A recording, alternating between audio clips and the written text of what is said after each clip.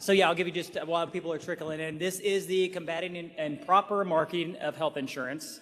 And I'm sorry if I'm screaming into that. It really feels like I am. We are lucky enough to have the chair and vice chair. I've got Martin Swanson. He's from the Nebraska Department of Insurance. He serves as the chair for this working group. And David Wuno, got it, from the Pennsylvania Insurance Department.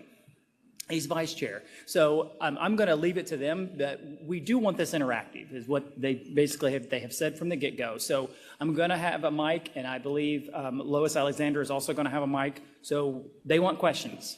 So I'm putting you on the spot. Last session of the day, they want questions as we go through this. So with that, gentlemen, I will go ahead and turn it over to you. All right. Thank you, Greg. Appreciate it. For those, we've heard rumor that Travis Kelce and Taylor Swift are in the bar. So if anyone wants to leave early now, you can. That's just a rumor. I don't know. I just hear things once in a while. So well, we did actually hear there was a... yes, somewhere in the building, yes.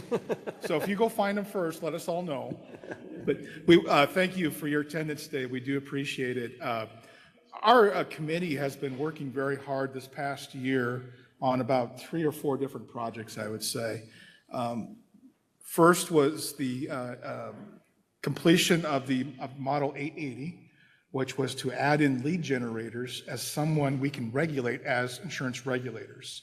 We had been working, goodness, about over a year and a half on that particular project, and the commissioners finally passed that in this last plenary session in March, I believe.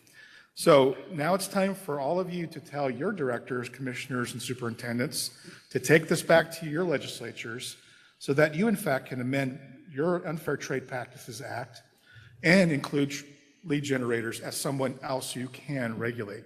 And why is that important? It's so you can take action in case they are lying and cheating and eventually stealing, and because we all know that happens.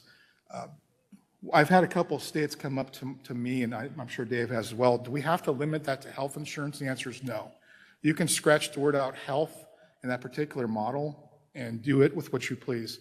I know a couple states are going to, in fact, do that because they want to get at the annuity and some annuity issues, and there's also one of the more recent trends we've been asked about is burial and life insurance.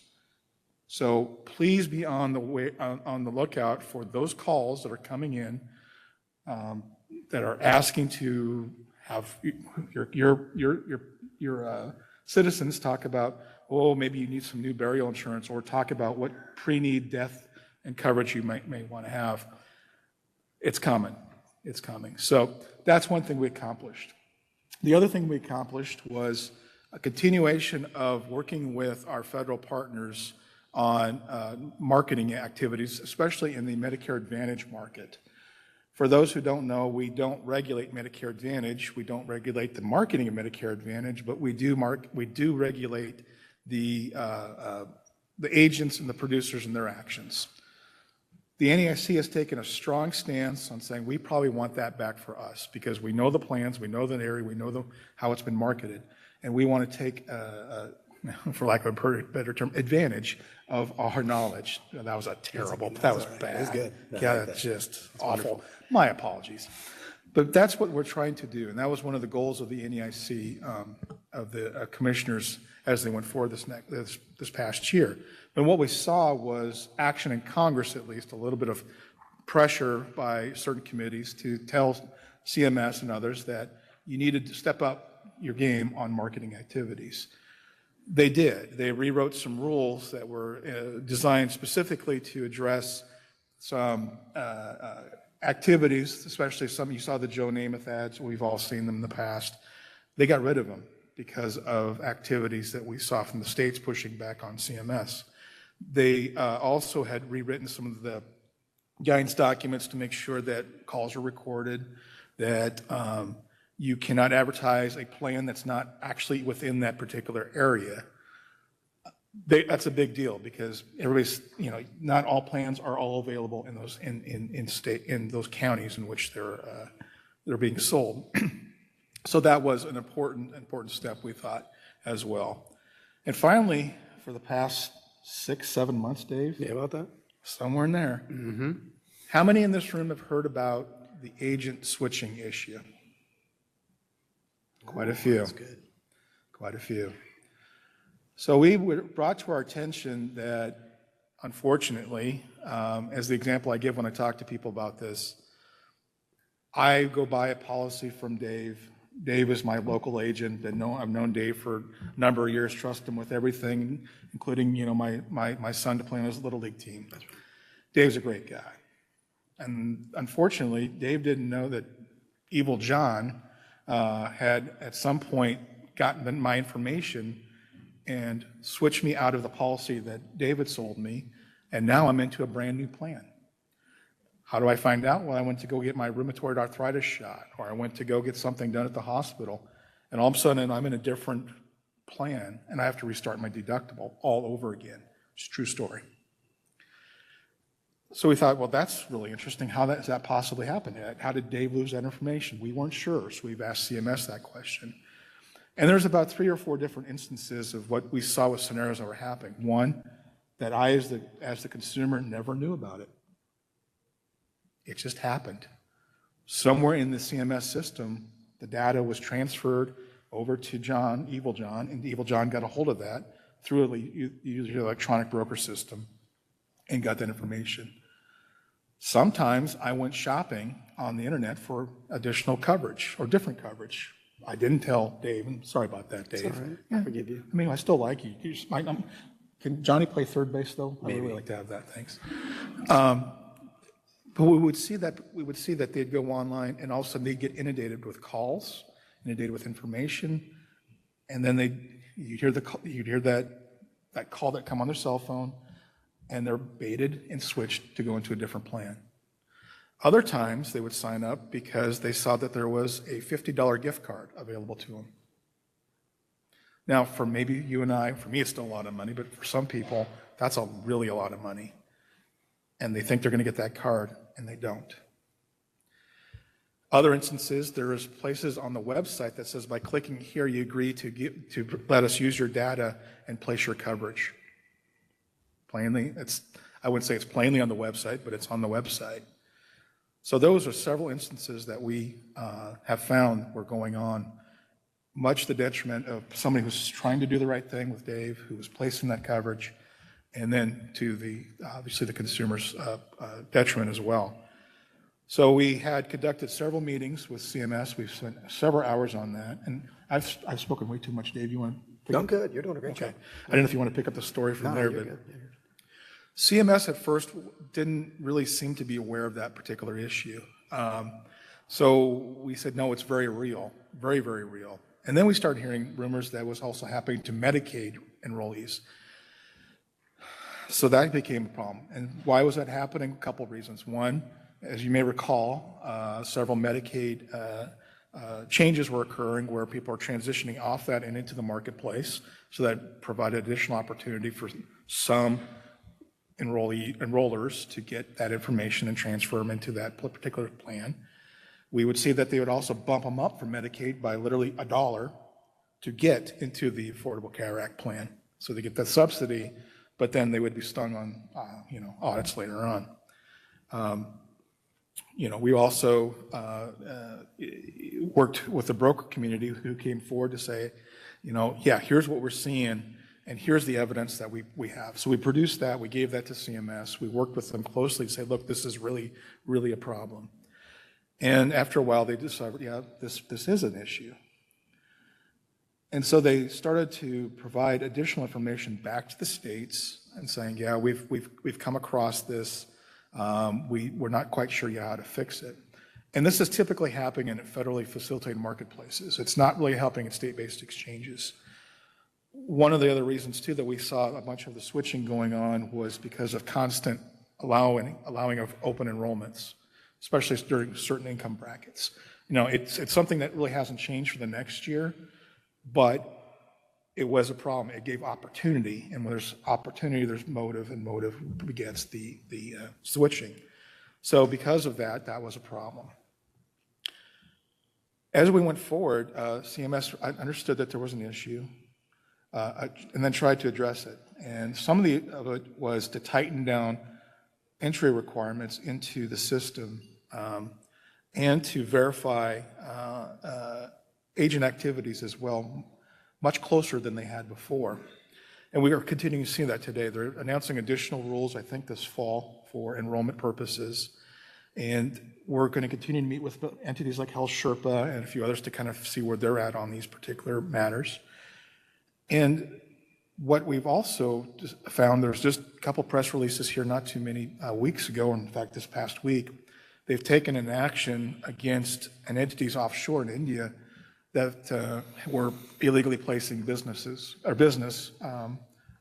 just typing some information and names in and switching that into their plans. Now, we also are under the understanding that this has happened at least or over 200-some thousand times.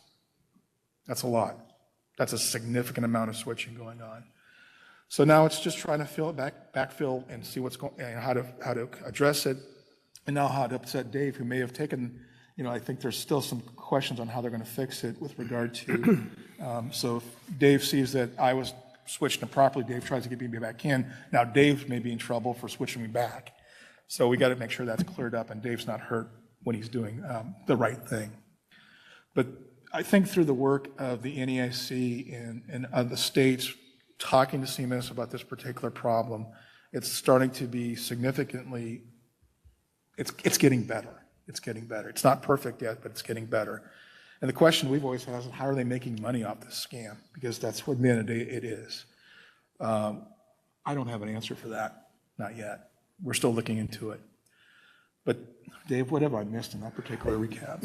I don't think you've missed too much at all. For folks that have been dealing with the situation, I know it took our partners at CMS a little bit of time to kind of adjust their plan and really start to become some solid partners. Some of you may now be receiving a lot of communication from CMS in relation to potential bad actor agents. Be sure that you don't ignore those, because that's something new that CMS is trying to do to give us the tools that we need to be able to investigate and assist them. Just like I told CMS maybe last month that, I know that opportunities occurred that allowed that type of behavior to happen. And what matters now is the behavior that's being taken so that it doesn't happen again. And they have been good partners with that. And it was is a really complex issue. It is not, it took me a while, unfortunately, to understand what people were saying. I'm like, explain it to me again, because I don't even understand how they can be doing this. And I was like, it was very widespread. So I respect and understand why that occurred. I know that a lot of the agents happen to be out of, singular states. Those states are very aware of that opportunity. And I felt bad because I sat on a panel with one of the deputies that's trying to work through that. And, and it's like, we're working on trying to fix it. I just want to make sure everybody knows, be careful throwing too many rocks at the glass house, because I'm just, I try not to say anything because I'm always worried that Pennsylvania will be the next, agents figured out a way to do it. So, we wanted to be sure that we were patient, and our partners in those states, I think, are working pretty hard to also try to fix the opportunity.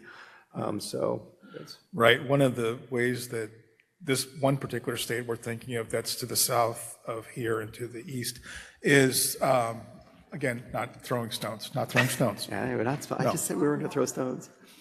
But God love them, but they are backed up. And that's a problem. They have a different type of enforcement division, and when you're not getting certain types of information that you need from CMS, because that's the data point, that's where you're getting the information to conduct a successful investigation and a prosecution.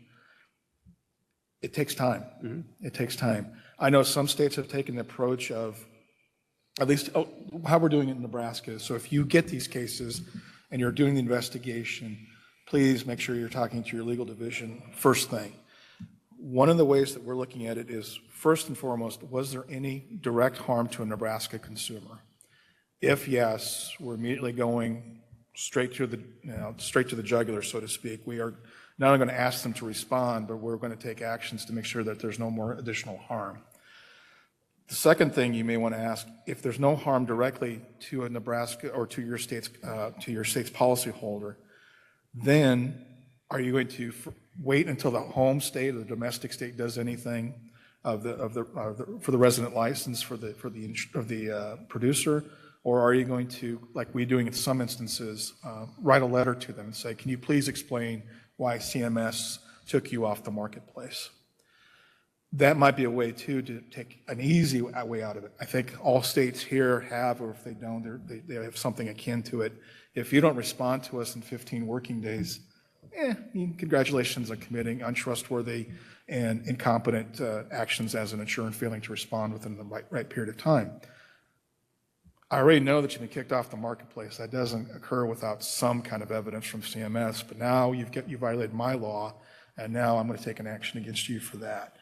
And that's another easier way that's why I'm instructing my attorneys that work in our office to kind of handle that along with our investigation division. The other key to this thing, and this is and if you were at the session yesterday, some homework that I gave to the states were working with CMS. There's a couple things I would like people to think about. And on occasion, while there are systems in place, there are agreements in place, we're not getting the entirety of the files from CMS on a lot of the agent switching or other matters, or why we're getting sent back, why some producers are being kicked off the marketplace. The question that we always ask, what is minimally necessary for us to do successful investigations? What is minimally necessary for us to produce a successful prosecution? Why I'm using that phrase minimally necessary, because under federal law, under their privacy laws, they cannot produce to anybody, even if you have an agreement with them, more information other than is minimally necessary for an investigation by that within that agreement between the two entities. So Dave and I and a few others have been sitting on calls as well, trying to figure out, in fact, what is minimally necessary. So the homework I have for you, as I ask people on Monday to take back to your states, is figure that out. What evidence do you think is necessary for you to successfully prosecute someone that's been kicked off the marketplace, who is an agent who switched somebody, or for any violation of marketing rules that you may have in your state? What do you think you need from CMS? And once you come up with that list, don't be afraid to send that to Dave and I and Brian Webb at the NEAC or Greg Welker at the NEAC. We'd be happy to take that into consideration and provide it to CMS. This is a collaborative way to do things. This is why the NEIC exists, is for this type of discussion to happen. Figure out what you need under your evidentiary rules or what you think is necessary to successfully take a look at those case files. Anyway, that's how we're doing it in our state. Dave, how's Pennsylvania? It's the same. Same. Okay. So that's what we're up to currently at our Improper Market. What I would like to hear from you is, for a lot of people raise their hand in the audience, and I'm going to put Greg and Lois to the task of maybe seeing if somebody would like to tell us what you're seeing in your states and how you're handling it, and we'd be happy to hear that story if somebody would be willing to talk about that. And we certainly hope you are, because we got some time to fill, folks. Somebody right now is thinking, boy, that beer is going to taste fantastic. And the more you keep your head down, I'm going to call on you, just to let you know.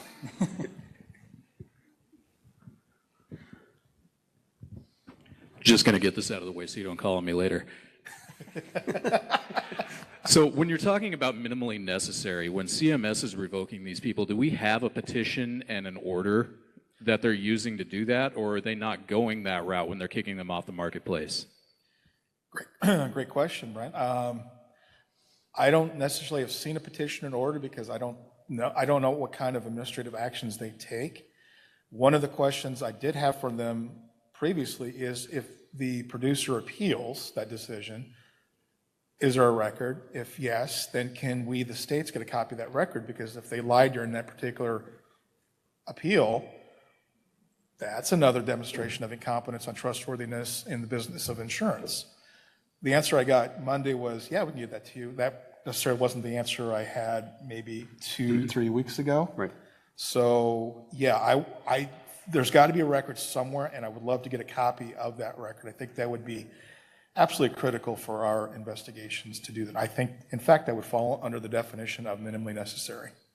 Because when it comes to revoking someone, we don't necessarily need all the investigative notes. We just need their authority to do the revocation, and then we're good after that. They're another regulatory agency that suspended them, so we can take them down after that's been done. Right, right. And I do know some states that are taking a position that if CMS has booted them off the marketplace, that's kind of good enough to suspend them almost immediately. One of the things that we're looking at potentially down, and that's the question I had for Larry Dieter, doggone off to talk to Commissioner or Director Dieter here later, was whether or not the model under the Producer Licensing Act could be amended or at least looked at to say, if you are suspended in the domestic state or the resident state, can that just automatically trigger in my state or Dave's state an automatic suspension as well? Some states take the position, yes, you can. Other states, we're not quite sure because there might be a property right within that license in your particular state, and you have to check your court ruling. So anyway, but you just triggered that thought in me, so thank you, appreciate it. What are other states saying? Oh, John. John. Yeah, thank you. In Washington State, we've got just a state-based exchange, so we're not really seeing this. We're also not seeing it in the Med Advantage area. I've been kind of checking. But I did kind of want to have a follow-up question on, because it's all tied to commission, the way I understand it. And I don't follow how if the agent of record changes like 3 times in a month, where that commission stream's coming, because I don't see the carrier just writing checks for each transaction or change of broker of record. And when I brought this question up prior, I kind of get the deer in the headlights, so I wasn't quite sure if that's been identified yet. Thank you. You want to take that one? Well, I think Martin had mentioned earlier that in relation to some of this, folks really didn't realize that it was going on. And I mean, folks did not realize, whether it was the insurer, whether it was CMS, it was a new policy as far as they knew. And correct me if I'm saying anything wrong. No, right. And I think, it's easy now to look back and go, how did that happen? How did we not see it? The good news is it is now known, it is now seen. So I don't see that type of behavior happening again. I tell you, John, it took me asking multiple times, because I'm like you. I have a state-based exchange. We have steps in place that would prevent that from occurring. We actually had our state-based exchange speak to CMS in relation to what we do and how we do it. I just don't think that folks had the guardrails up as good as they could have been. And I think part of the challenge sometimes is, you're dealing with conflicting challenges. You're trying to get as many people insured as possible. No.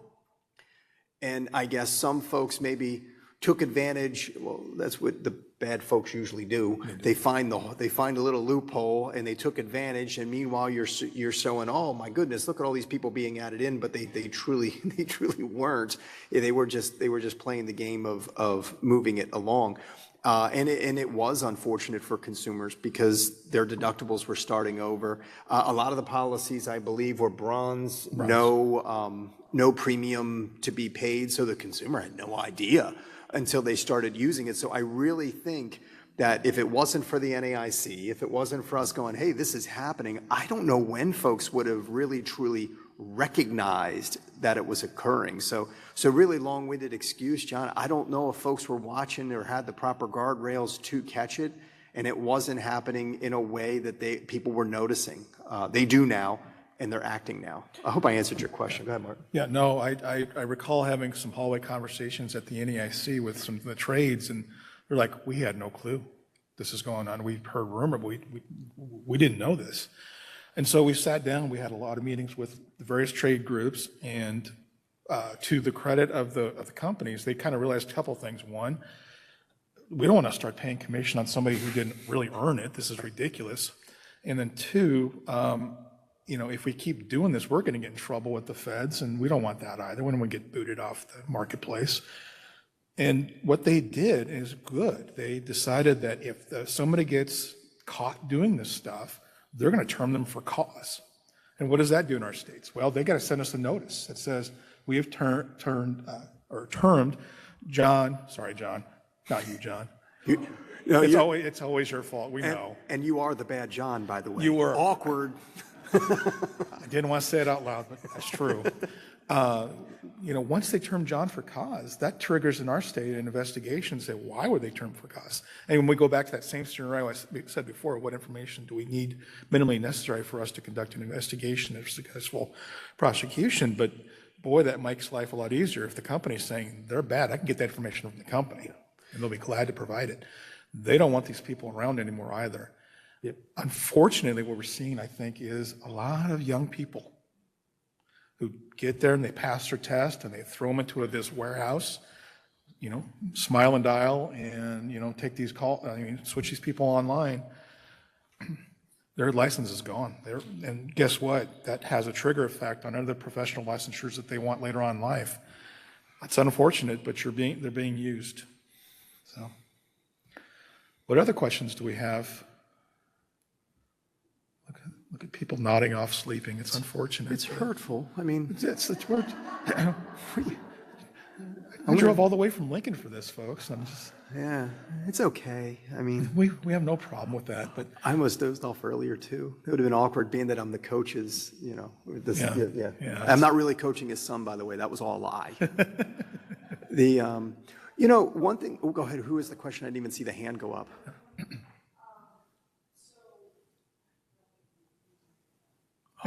oh no. It's all right.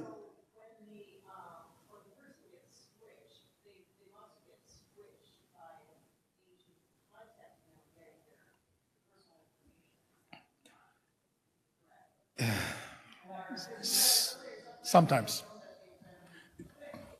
Right? Yeah. That's all right. The question was, essentially, how did the person know, right? Did they know that they were switched, and how did the agent get the information? One instance, sometimes it's inputted by the person themselves on a website. Sometimes they get randomly called, or somehow they just get that, right? Other times, that's where the worst part of it is. It's in the system somewhere, where the data that's collected under maybe some web brokers is being somehow that I can look at it too, or Dave can look at it too, and then Evil John can look at it as well, and all of a sudden Evil John has stolen that data to turn that into his own commission and own sale at some point. Now, there are also, like I said before, other times where they'll call up the individual, and you've heard those recordings too, and it's this incredible doublespeak. So fast talking that you have no idea what you're agreeing to. And the sad part of those cases is in some of them, that's a consent, that's still yes. Unless I got them really lying and really being deceptive. So that's a problem too. Really to answer your question, that's how we think it's happening. There's some kind of short circuit in the system itself that CMS has to address. And I think that's what they're trying to do.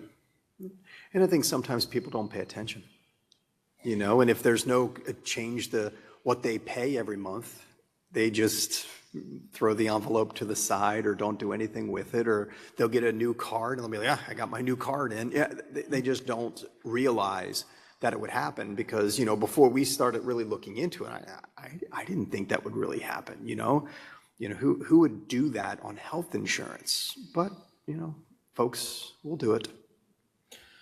And like I said before, sometimes $50 in a gift card is enough, but which I need a show of hands here. Would $50 constitute a rebate in your state?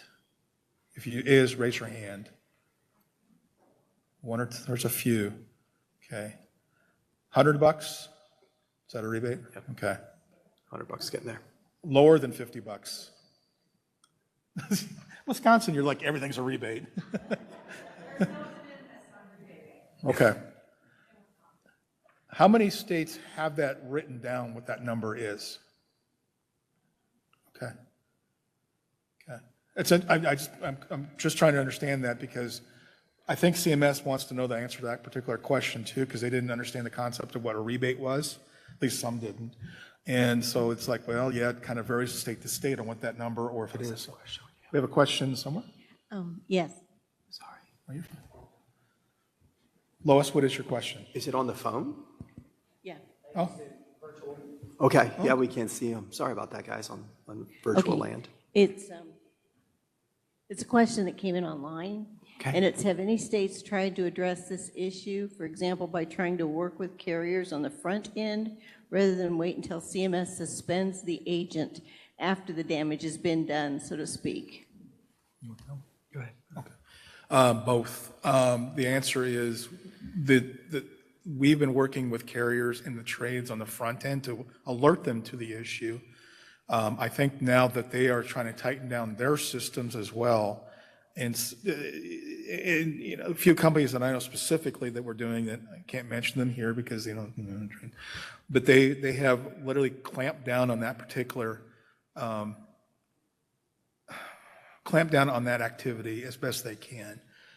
The other thing that they've helped us with, and the thing that you folks need to take back with you as well, it's not only the agent, but the agency.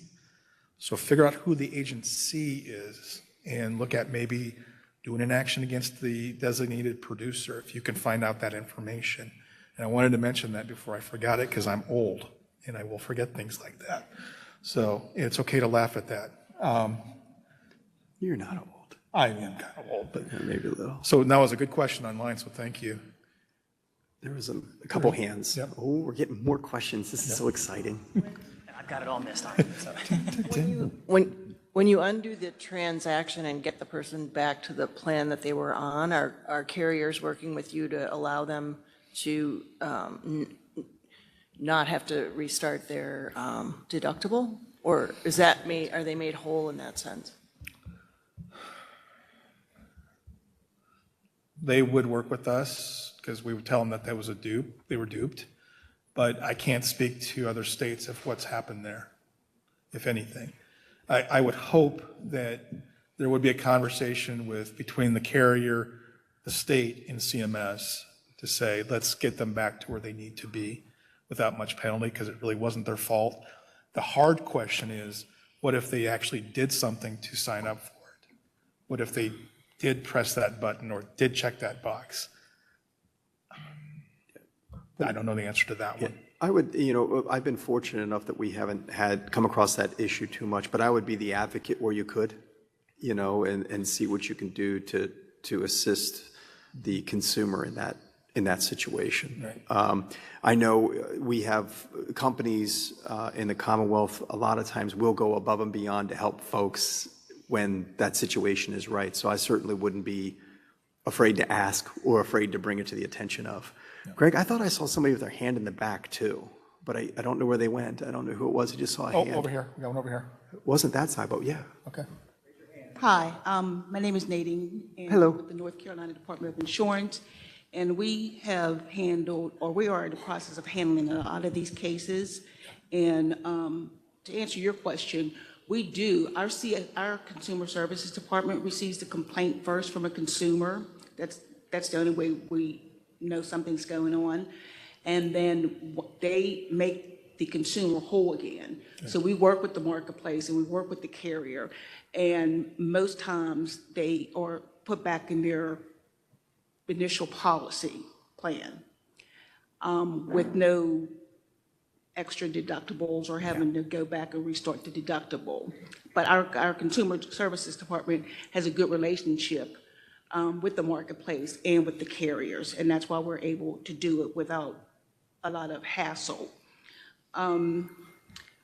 Also, in North Carolina, we're taking the same stance as some of the states that have spoken up already. We're going after our own North Carolina residents first, going after agents, non-resident agents who have harmed our North Carolina consumers. And then if we can ever get to this part, we will go after the non-resident agents who were suspended or terminated by CMS. So we're in the process of doing all of that, but it's been a overwhelming task.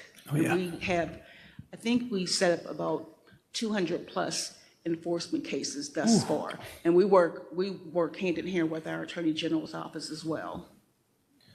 Well, I do know that North Carolina was one of the first states to bring it to our attention, so thank you, because it's amazing. You go to one of these meetings and you talk about this stuff, and somebody came up to us and said, hey, they were from North Carolina, and they said, we kind of have that problem too.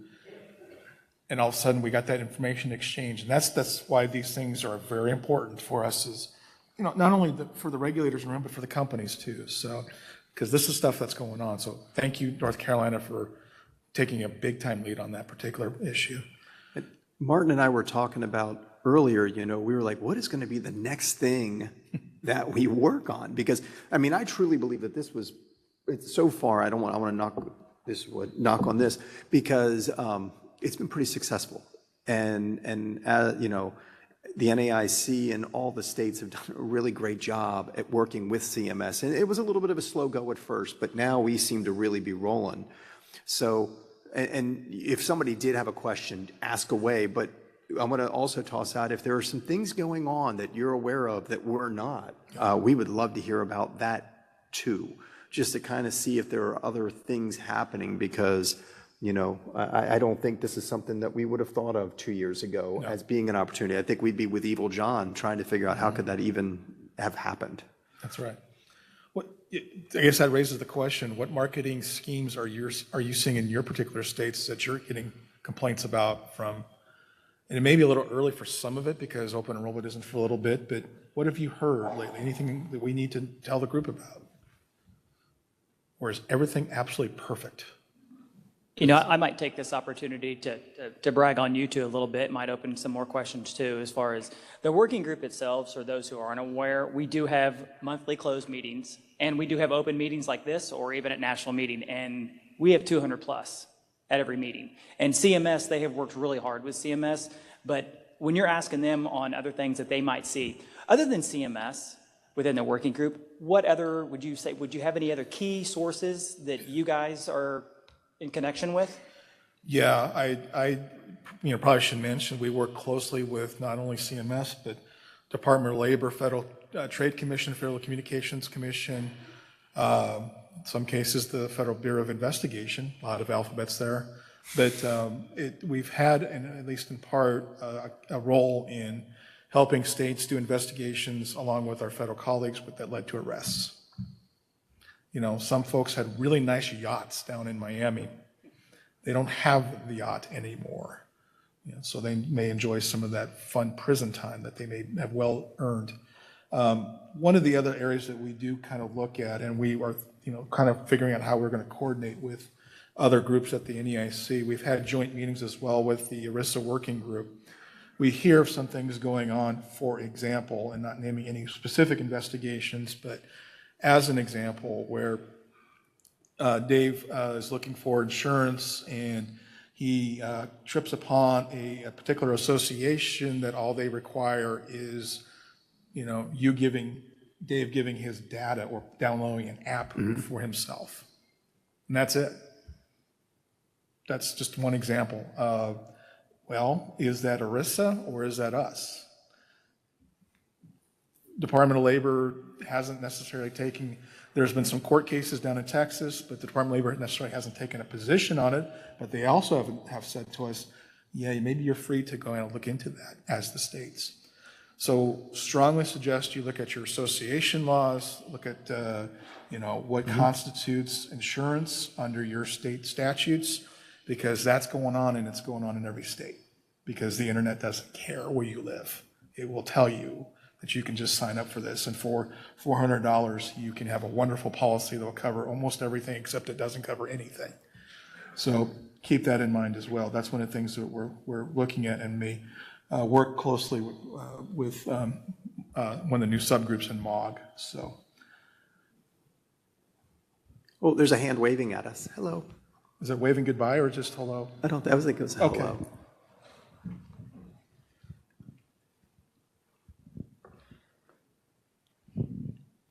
I just wanted to mention, since you asked the rebate question, that around 2020, the NAIC did update their unfair trade practices model, and it does allow some types of things that used to be forbidden for rebates, kind of under their modernization practices, but I haven't read it in long enough to speak to how it treats health. I just wanted to generally mention that that was revised just not too long ago. Yep. And primarily to kind of cover one of those things where if they give you a smoke detector, that's not going to be considered a rebate because that makes sense, right? That protects the house. It always comes down to how much are those fancy dinners worth? If I give you $100 ticket to a game, is that really a rebate? That's the question. Well, anything else for us? Oh, we got one hand right straight back there, Lois.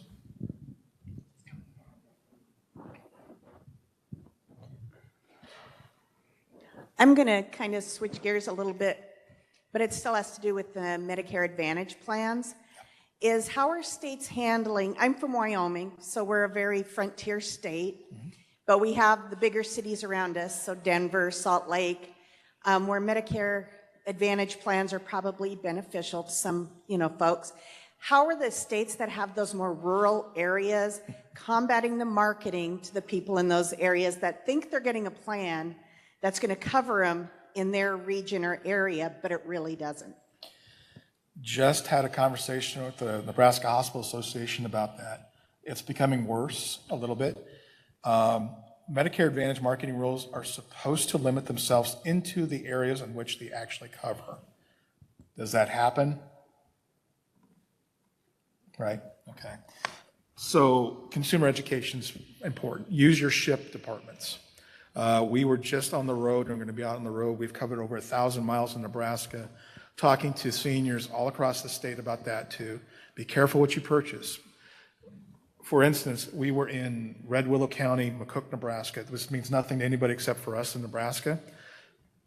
They don't take Medicare Advantage, but yet Medicare Advantage is sold in Red Willow County. The McCook Community Hospital they don't take it. We need to educate the consumer to say, if you take it, you're going to have to go to Cambridge, or you're going to have to go up to another city, because you're not going to be able to go to the one that's literally 5 blocks away from your house. That's unfortunate, but that's the way it is. The other issue that we're seeing right now in the MA world too is currently a lot of rural hospitals are pulling out of the MA market, period. So they're no longer being part of it, meaning there may not be any MA coverage in that particular area at all.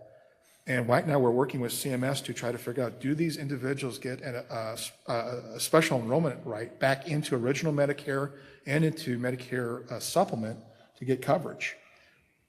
Don't know the answer to that. CMS hasn't answered that. And it's not the CMS that Dave and I work with. It's a different branch of CMS, because, there's just never enough branches of CMS. I'm sorry for the CMS folks, you're great people. You really are. That's a problem. And so not only marketing, but also, is there even going to be an MA plan in my area at all? And if I don't have that because I lost it because the hospital decided not to agree to the MA plan, what happens next?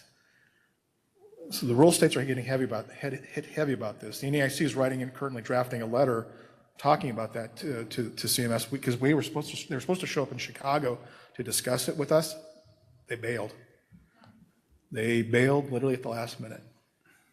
So that's a long-winded answer to say, yeah, we got to educate our folks. Use your SHIP folks as much as possible. If you have them within your departments, if not, coordinate with them in your Department of Aging or Health and Human Services, wherever they may be located. We got the yellow light. And I will put a plug in for the working group as far as we have a distribution list, which is a public one, and then we have regulator only. If you want to be involved with the working group, I know that they would welcome that. So you can let me know, and you can be on that distribution list as well. And Greg, do you want to mention SharePoint real quick? Yeah, thank you. So in this is for regulators mainly, but to assist with the information that we're discussing, especially within the working group when we have closed calls, we did create a SharePoint page, which is for regulators that contains a lot of this information. And the main reason it is regulatory is obviously because there's confidential information on there. When it becomes, I don't know what the proper term, something that we can distribute, we would. But until then, that web page will kind of be a resource page for the regulators to help work on this. So I encourage you, if you're interested as a regulator on that, to give Greg an email. So we have 2 minutes and 35 seconds left. Your choice, bar or one more question? Bar, one more question. Bar it is. Bar. Thank you very much for your attendance today. We appreciate it. thank you.